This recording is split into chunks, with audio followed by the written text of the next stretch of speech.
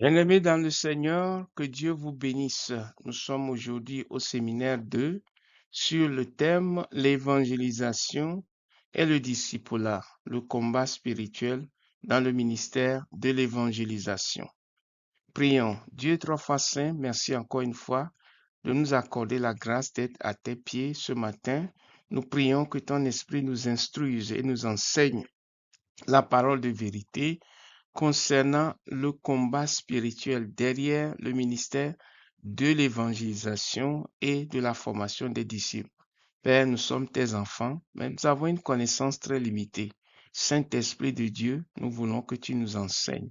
Ouvre notre esprit et donne-nous la totalité de la vérité pour que par la foi et ayant confiance en l'Éternel, nous puissions mettre en pratique ce sujet sur l'évangélisation et la formation des disciples. Merci de nous bénir dans le nom de Jésus. Amen.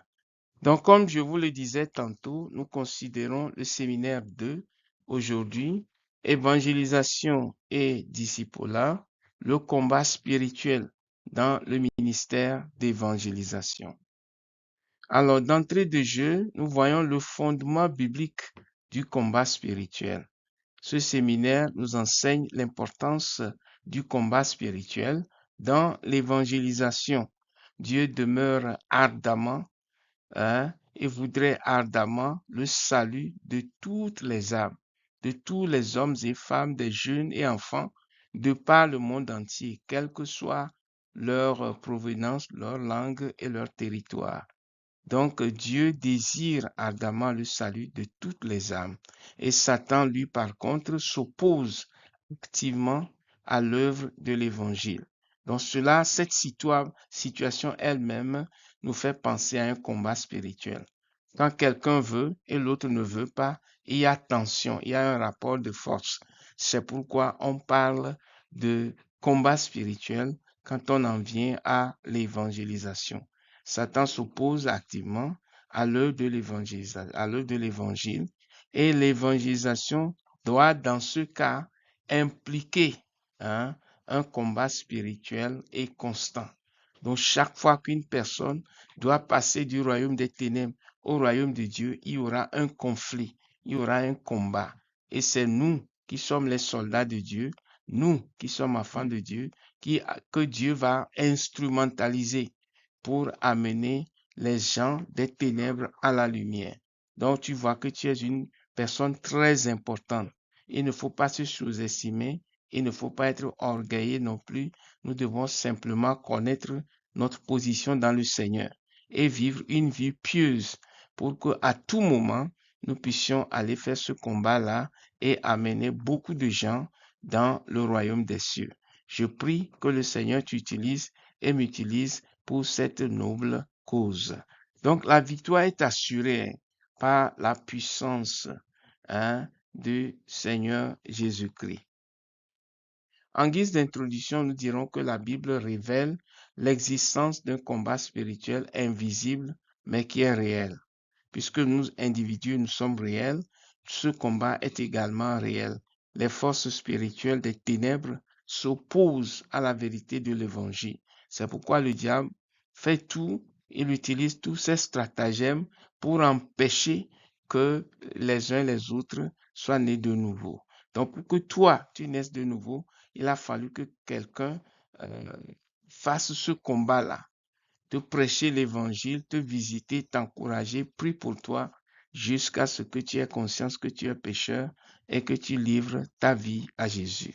Donc Jésus a enseigné et a démontré l'autorité, son autorité donc sur le royaume des ténèbres.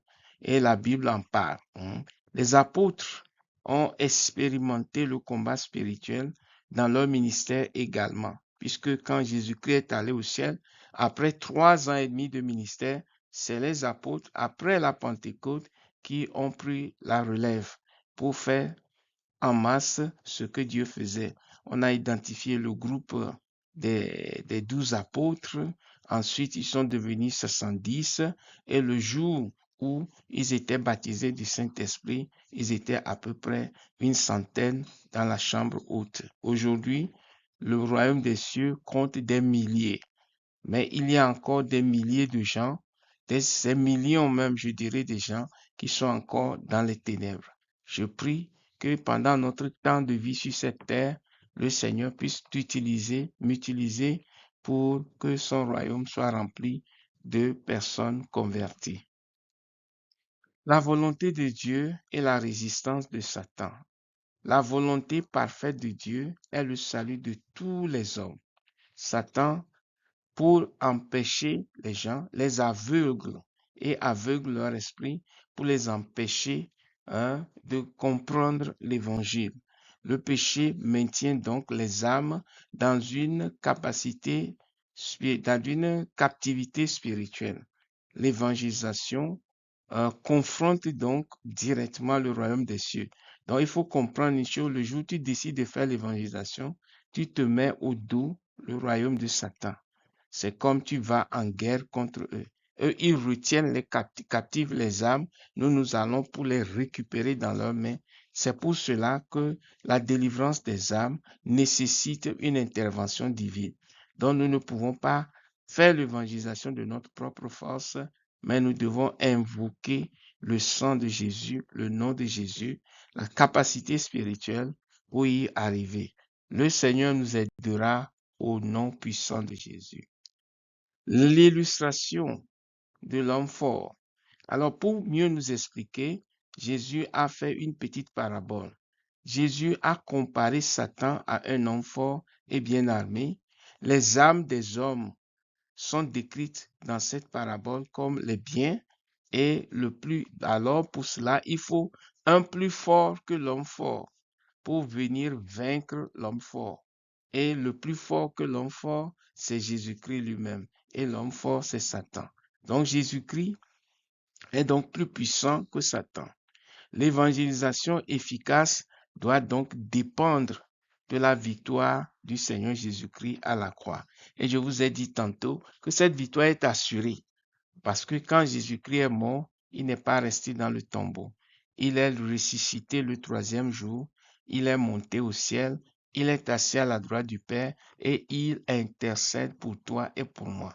C'est pourquoi il a dit de ne pas avoir peur, de ne pas être intimidé, parce que tout pouvoir lui a été donné sur la terre, sous la terre et dans les cieux, et qu'il est avec nous jusqu'à la fin des jours. Donc, ce sont là des garanties que nous avons quand nous sortons pour aller faire l'évangélisation, soit de masse ou bien l'évangélisation personnelle. Le point numéro 1, l'opposition satanique à l'évangélisation. Satan utilise beaucoup de moyens pour essayer d'empêcher les chrétiens ainsi que les pécheurs pour les uns de venir vers Dieu et pour d'autres de faire la volonté de Dieu. Satan utilise par exemple la peur. Il veut intimider les chrétiens pour les décourager à faire l'évangélisation. Donc, Satan utilise la peur pour décourager les croyants. Il affaiblit le zèle spirituel des ouvriers de Dieu. On a souvent c'est un programme, on veut ci, on veut faire ça, et un mois passe, une année passe, on ne prêche pas. Ce sont les stratégies de l'ennemi. Nous ne devons pas coopérer avec Satan, mais au contraire coopérer avec le Seigneur Jésus pour que l'évangélisation soit faite. Donc les résultats sont retardés. Parfois, il faut beaucoup de temps pour qu'une seule âme vienne à Dieu.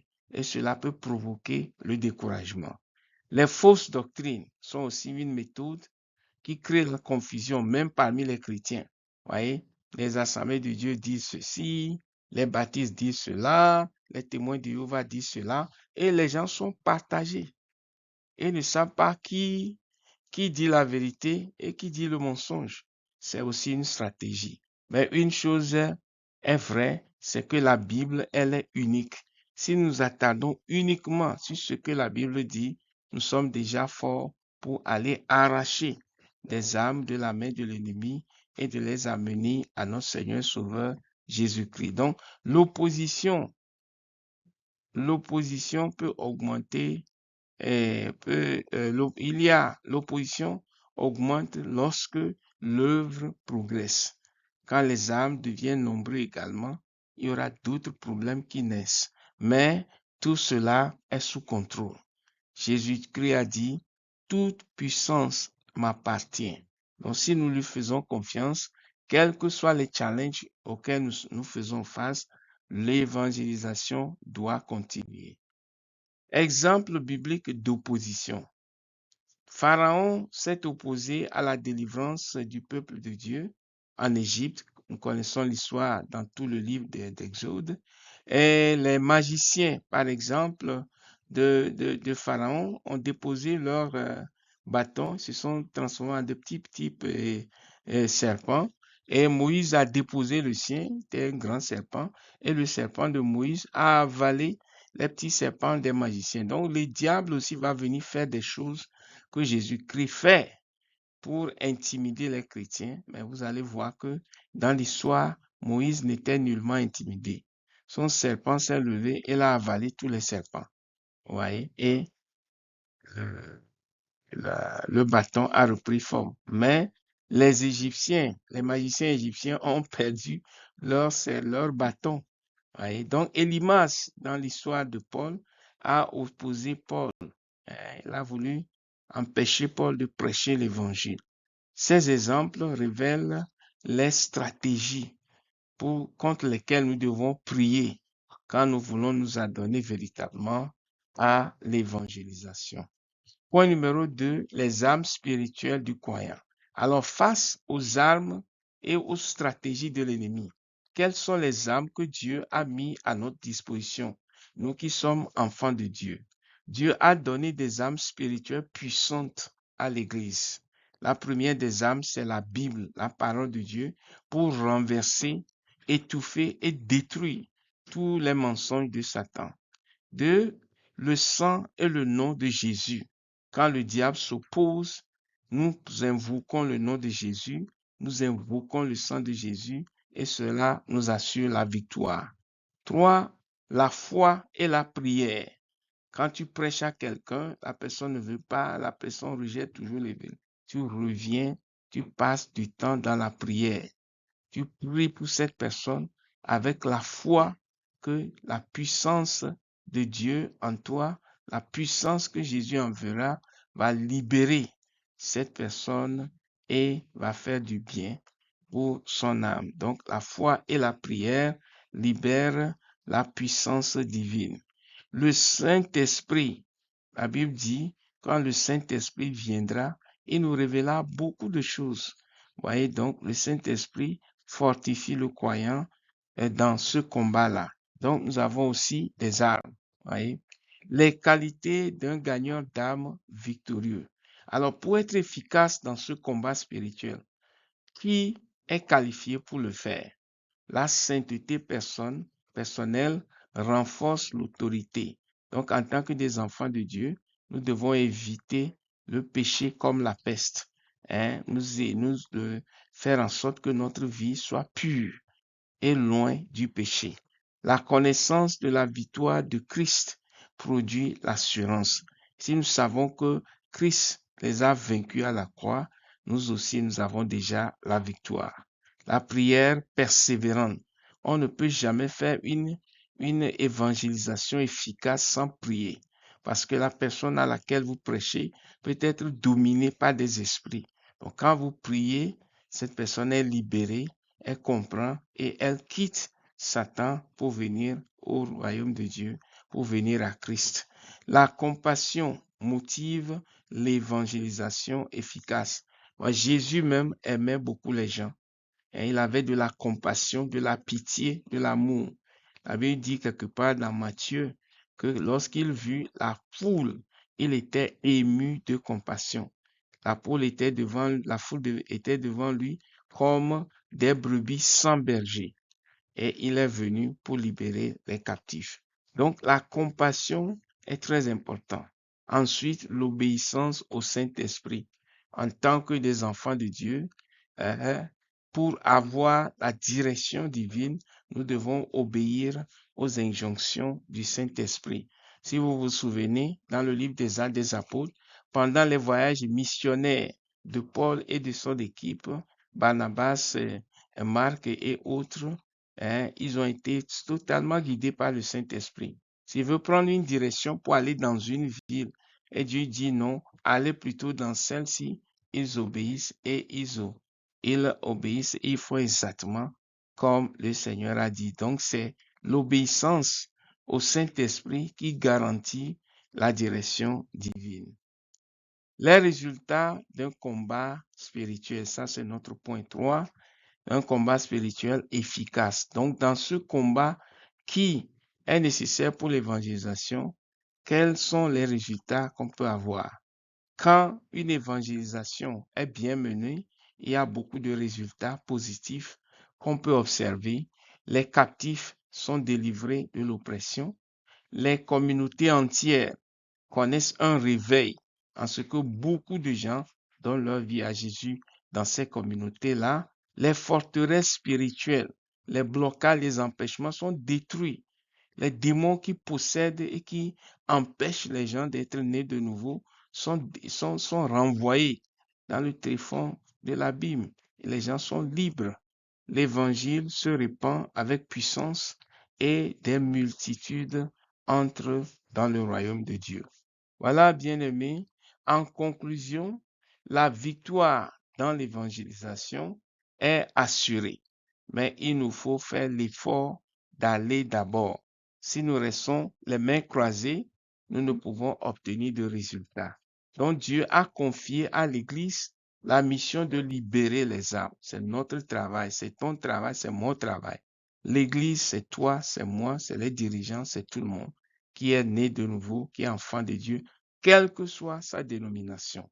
La victoire est pleinement assurée en Jésus-Christ. La guerre spirituelle doit donc accompagner l'évangélisation. Et les croyants doivent donc combattre avec foi et persévérance. Nous avons parlé tantôt des tentatives que l'ennemi fait pour nous décourager. Mais nous ne devons en aucun cas nous décourager. Par la foi et par la persévérance, nous parviendrons à faire des disciples pour le Seigneur. Un ministère fidèle produira un fruit durable et abondant, le fruit de la nouvelle naissance. Que le Seigneur vous bénisse. Prions. Dieu, merci encore une fois. Nous sommes arrivés à la fin de ce séminaire. Nous prions que tout ce que tu nous as révélé au support des passages bibliques qui ont été nominés dans cette étude, que ton esprit nous encourage, que la peur nous quitte, le doute nous quitte, le découragement nous quitte, la fatigue nous quitte et que les problèmes de la vie ne nous obligent pas à nous éloigner du champ de bataille spirituel qu'est l'évangélisation. Seigneur, porte ces paroles dans nos vies et aide-nous à les obéir. Merci Seigneur pour la réponse. Dans le précieux nom de Jésus. Amen.